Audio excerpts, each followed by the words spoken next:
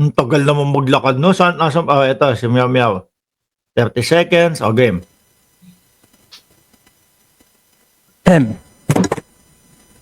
I abstain.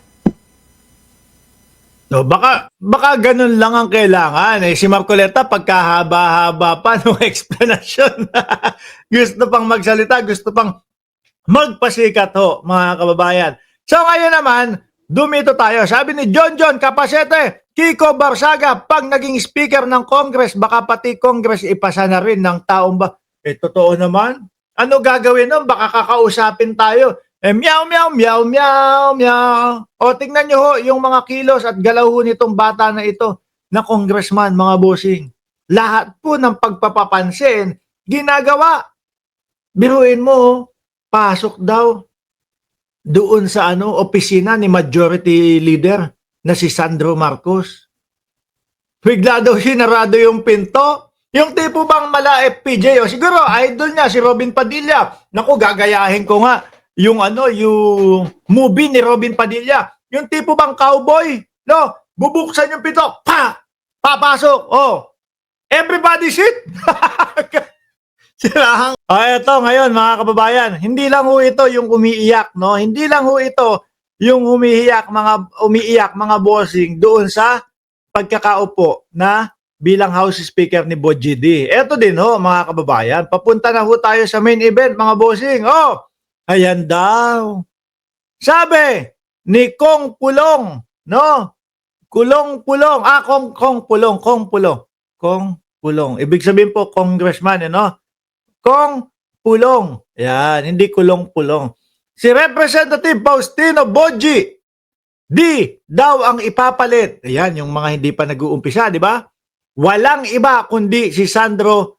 Sino ang pumili? Wala daw iba kundi si Sandro Marcos. Sabi daw po nitong si Paulo Duterte, mga kababayan. Nagbutuhan po eh.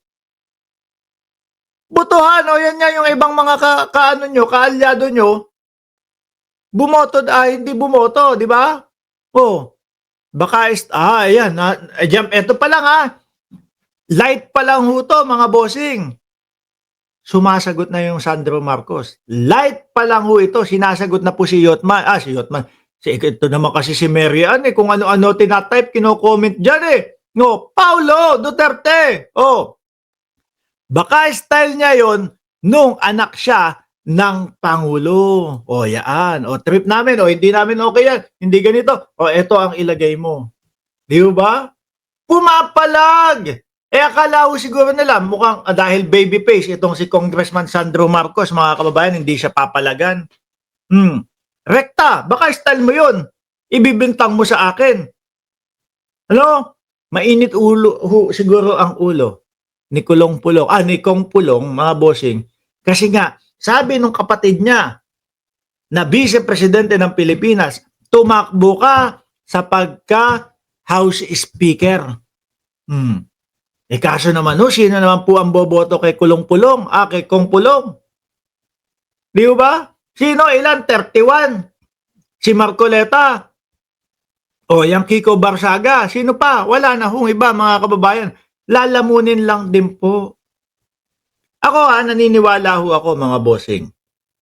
No, naniniwala po ako na yung majority doon sa Congress, mga kababayan, gusto nila ang papalit is kung kaalyado din nila. Syempre, di ba kaalyado? Dahil po maganda naman po ang ginagawa ng Congress, mga bossing, Chief Amo, sir. Although, merong ilang mga kongresista na merong mga kalokohan, hindi po natin i-spare yung Congress na, wala, malinis lahat dyan, etc., etc. Meron po, at meron pa nga, ayaw mga magpaliwanag di ba?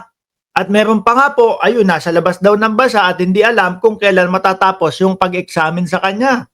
Yun yung mga kailangan magsalita po, mga bossing. Pero kung yung sasabihin mo na, boboto kami doon sa kabilang banda, ang estilo ho nitong mga ito, mga kababayan. Ito, sila Paulo Duterte, yung mga Duterte, para lang po sa kapakanan ng pamilya nila Para lang po sa kapakanan ng pamilya nila, mga bossing. Kaya po, ano sabi dyan? ni Congressman Sandro Marcos, baka style niya nung anak siya ng Pangulo.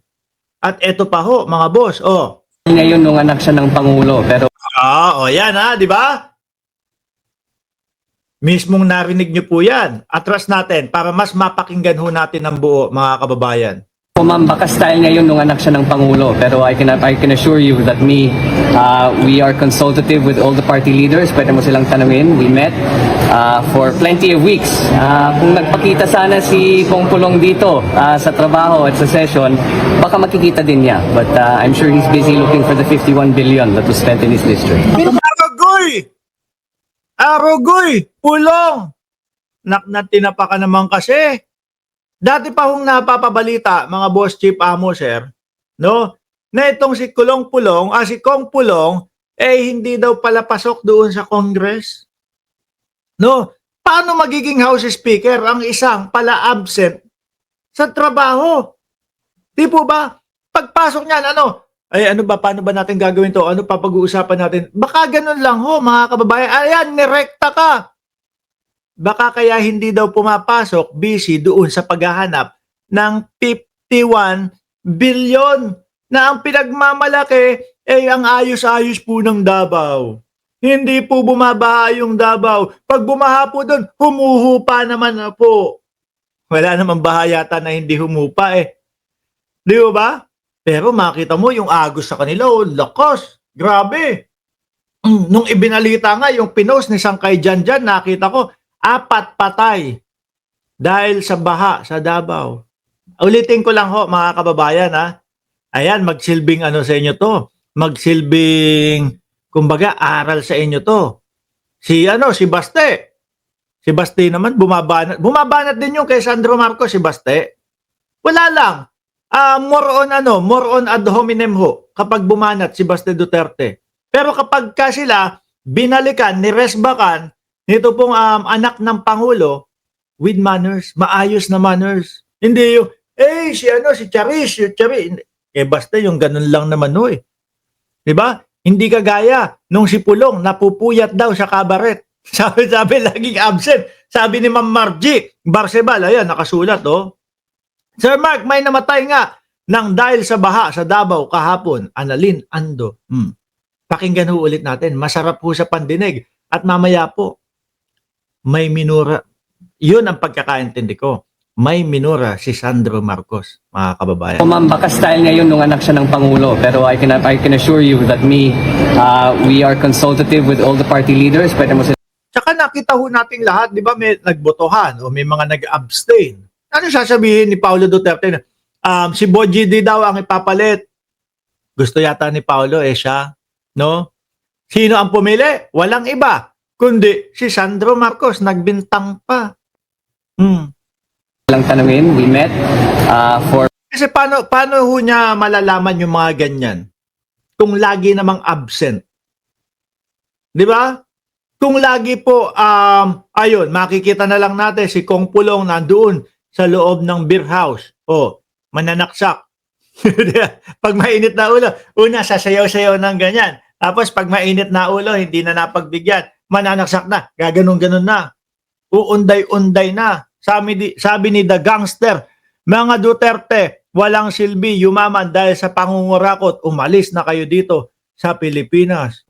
Pulong, ano pang hinihintay mo? Bumisita na ulit sa 16 na bansa. Para saan? Siguro naghahanap po ng tatanggap sa interim release ng kanyang ama. plenty of weeks. Kung nagpakita sana si Kong Pulong dito, Wala nga, hindi nga pumapasok, Kong Sandro. Paano malalaman na ng utak patungkol sa Kongreso? Di ba? Absent lagi sa trabaho Sabi ni Maxe, pati anak ni Pulong, laging absent. Ganun. Tatakbo-takbo kayo sa posisyon sa gobyerno tapos lagi kayong absent.